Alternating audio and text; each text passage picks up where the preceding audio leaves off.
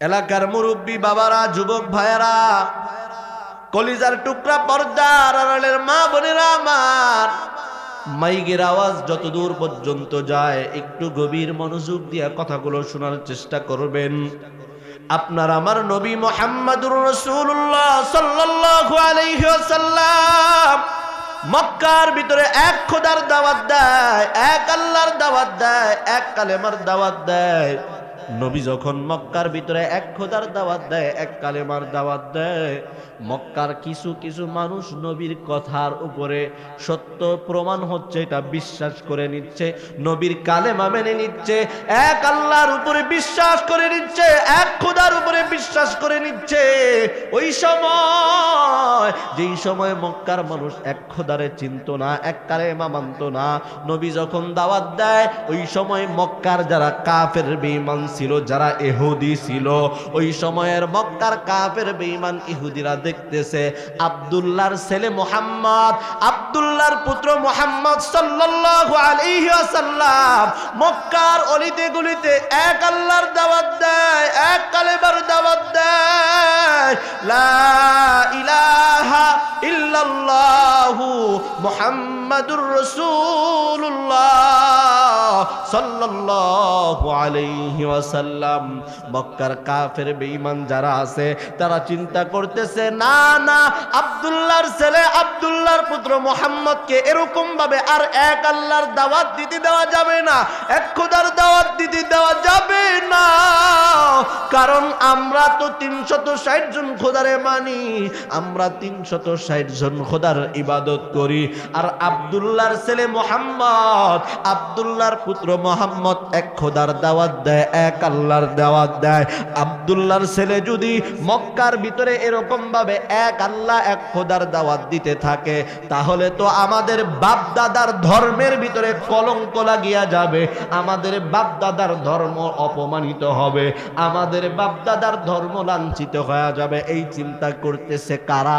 মক্কার যারা ওই সময়ে ক্ষমতাধর কাফের বেঈমান, তারা চিন্তা করতেছে আব্দুল্লাহর পুত্র অর্থাৎ আপনার আমার নবী মুহাম্মদুর রাসূলুল্লাহ যদি মক্কার ভিতরে এক আল্লাহর দাওয়াত দেয়, খোদার দাওয়াত দেয়, তাহলে তো তারা যেই 360 জন খোদারে মানে 360 জন খোদার ইবাদত করে, তাদের যে বাপ দাদার ধর্ম, তাদের যে পূর্বপুরুষের ধর্ম, ওই পূর্বপুরুষের ধর্মের উপরে কলঙ্কের দাগ লাইগা যাবে, তাদের পূর্বপুরুষের উপরে বদনাম লাইগা যাবে যে এই তোমার উত্তরসূরিরা থাকতে এখন তোমার এলাকার মানুষ, তোমার শহরের মানুষ, তোমার গ্রামগঞ্জের মানুষ আর তোমার ধর্মের উপরে, তোমার খোদার উপরে বিশ্বাসী না।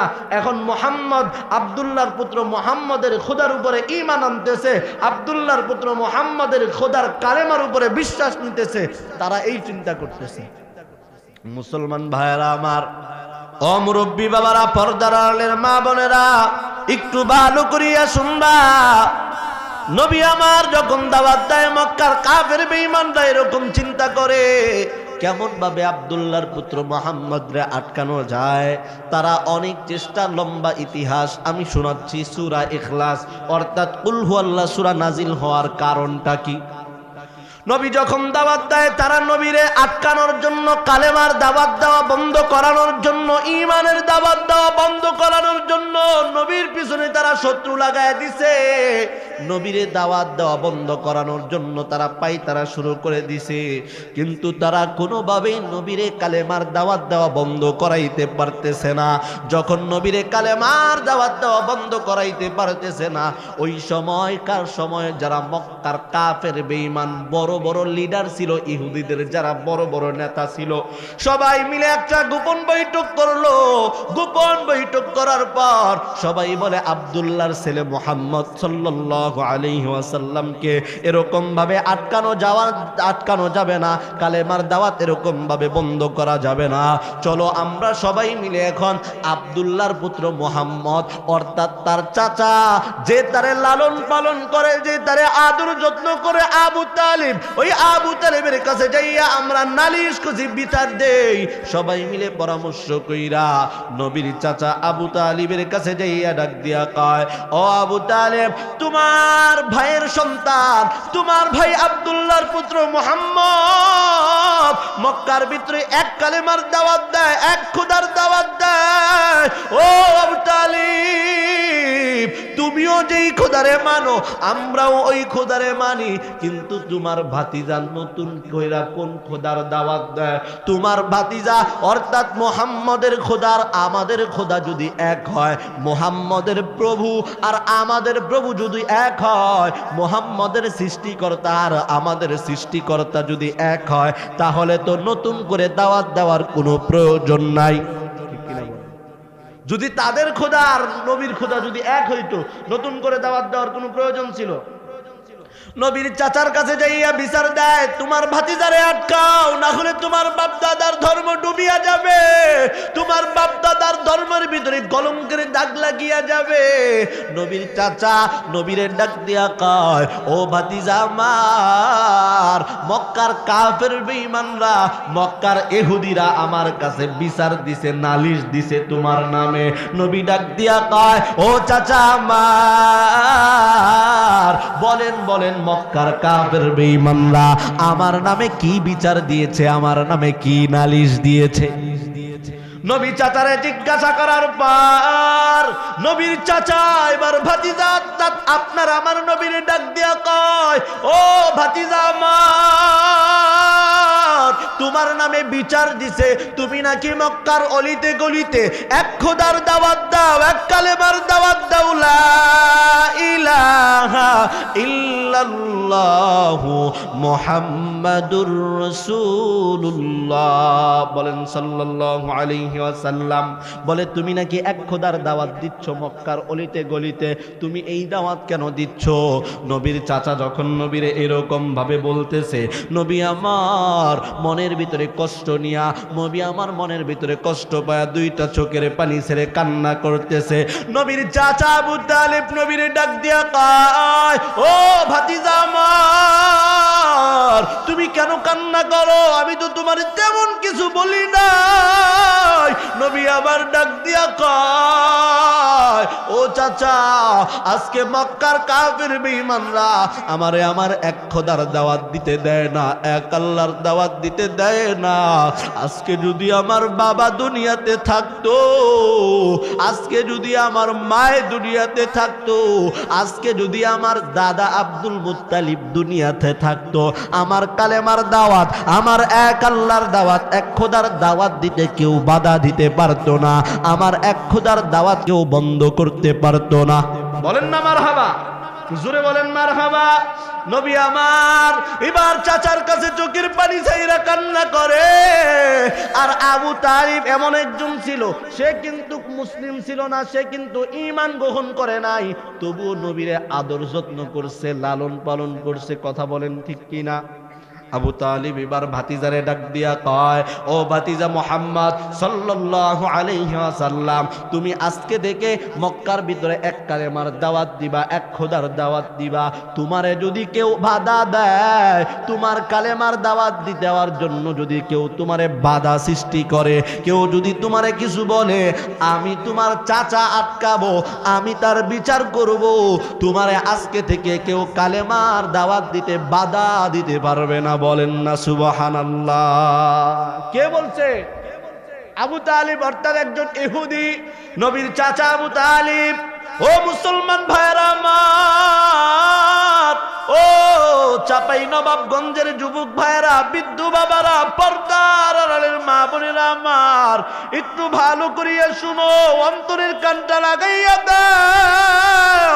নবী আমার চাচার কথা শুই না আনন্দে মনে আবার মক্কার অলিতে গলিতে এক খোদার দাওয়াত দেয়, এক কালেমার দাওয়াত দেয়, এক আল্লাহর দাওয়াত দেয়।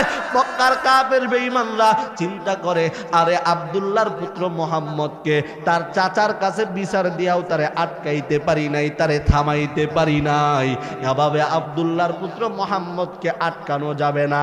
আবার সবাই মিলে গোপন বৈঠক করলো, গোপন বৈঠক কইরা পরামর্শ করলো, পরামর্শ কইরা এবার বলে, আমরা আব্দুল্লাহর পুত্র মুহাম্মদের সাথে মিটিং করব, বৈঠক করব, তার সাথে আমরা বৈশা এটার সমাধান বের করব। বলেন না মারহাবা।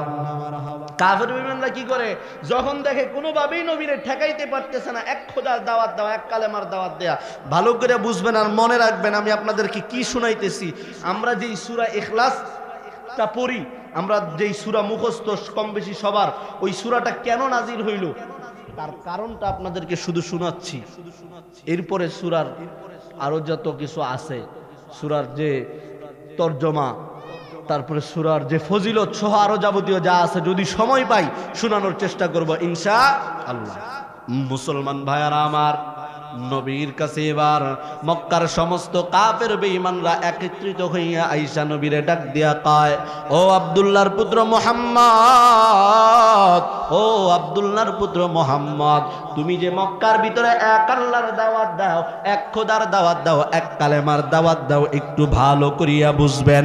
এক কালেমার দাওয়াত দাও, বলো বলো তোমার খোদা আর আমাদের খোদা কি এক? নবী বলে না না, তোমার খোদা আর আমার খোদা আর তোমাদের খোদা এক না। এবার মক্কার কাফের বেঈমানরা ডাক দিয়া কয়, ও আব্দুল্লাহর সন্তান মুহাম্মদ, যদি তোমার খোদা আর আমাদের খোদা এক না হয় তাহলে দাও তোমার খোদার পরিচয় দাও। তুমি যেই খোদার দাওয়াত দাও, যেই কালেমার দাওয়াত দাও, যেই আল্লাহর দাওয়াত দাও, ওই আল্লাহর পরিচয় দাও। এবার মক্কার কাফের বেঈমানরা ডাক দিয়া কয়, বলো তোমার আল্লাহ কয়জন? তোমার আল্লাহ কার মুখাপেক্ষী? তোমার আল্লাহ কার কাছ থেকে জন্ম নিছে? এমনকি তোমার আল্লাহ কাকে জন্ম দিছে? তোমার আল্লাহর মতো আরো কেউ আসেনি? বলেন নাউজুবিল্লাহ। কারে প্রশ্ন করছে? কথা বুঝেন? আমার ভাষা কি বুঝতেছেন? হ্যাঁ মুরব্বী বাবার, আমার ভাষা বুঝতেছেন? আমার ভাষা বোঝা যাচ্ছে তো না? হ্যাঁ, একটু ভালো করে বোঝার চেষ্টা করবেন। মুসলমান ভাইয়ারা আমার, নবীর কাছে মক্কার কাফের বেঈমানরা এই প্রশ্ন করছে, বলতেছে তোমার আল্লাহ কয়জন? তোমার খোদা কয়জন? তোমার খোদার মুখাপেক্ষী, তুমি তোমার খোদা কার মুখাপেক্ষী? তোমার খোদা কার কাছ থেকে জন্ম নিছে? এমন কি কারে জন্ম দিছে? তোমার খোদার মতো আরো কেউ আসেনি? তোমার খোদা খায়নি? তোমার খোদা ঘুমায়নি? বলেন নাউজুবিল্লাহ। ওই সময় কিন্তু নবী এখনো আল্লাহর পরিচয় পরিপূর্ণভাবে পায় নাই। মুসলমান, এখানেও অনেক কথা আছে, যদি সময় হয় সামনে বলার চেষ্টা করব। একটু সংক্ষিপ্তভাবে আপনাদেরকে শোনায়া দেয়া যায়।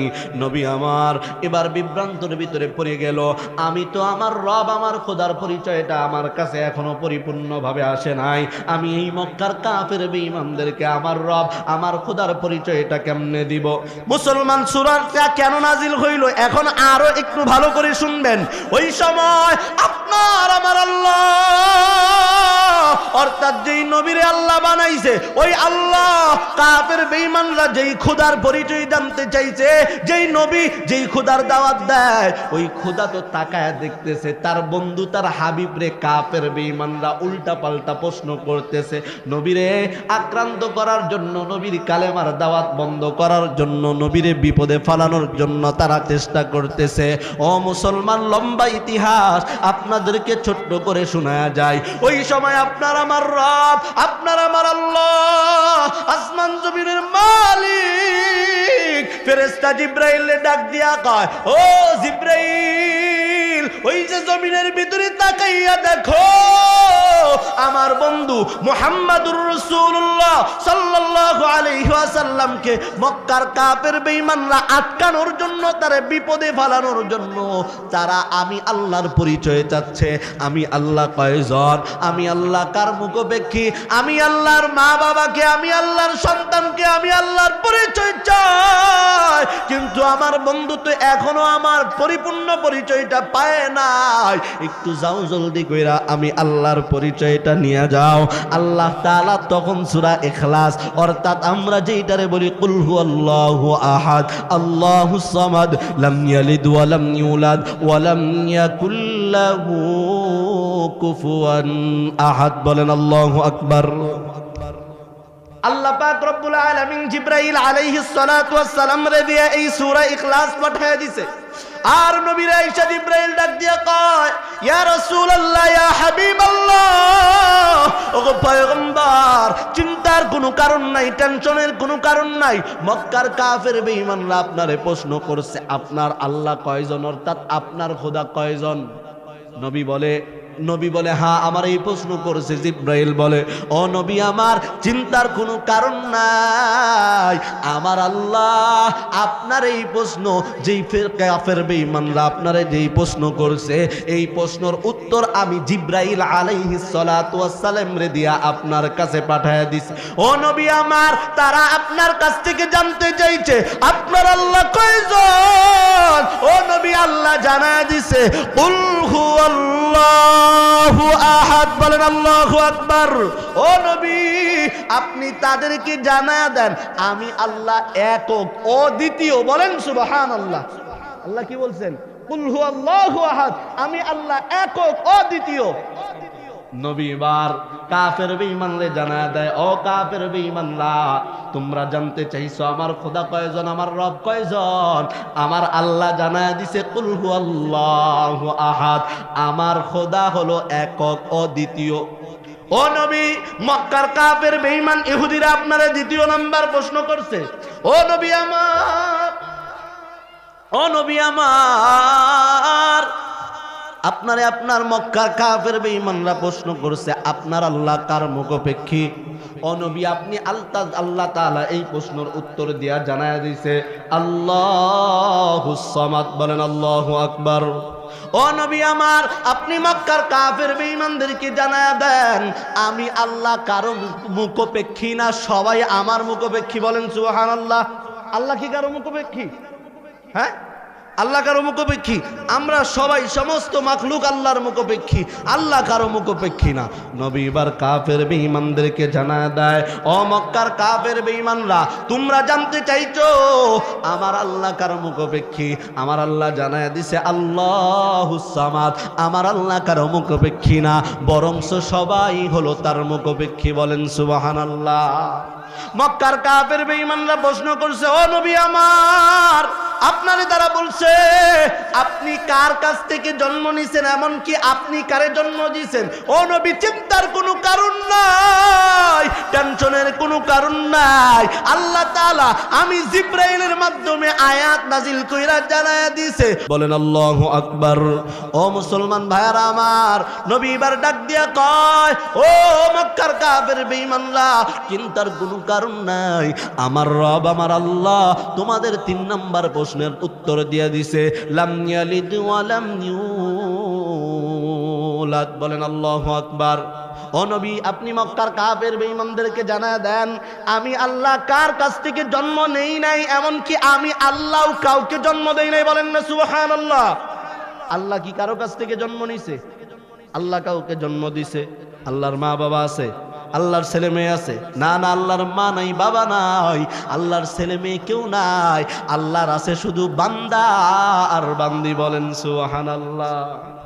মক্কার কাফের বেঈমানরা নবীর 4 নম্বর প্রশ্ন করছে, ও নবী, ও আব্দুল্লাহর পুত্র মুহাম্মদ, বলো তোমার খোদার মতো আরো কেউ আসেনি?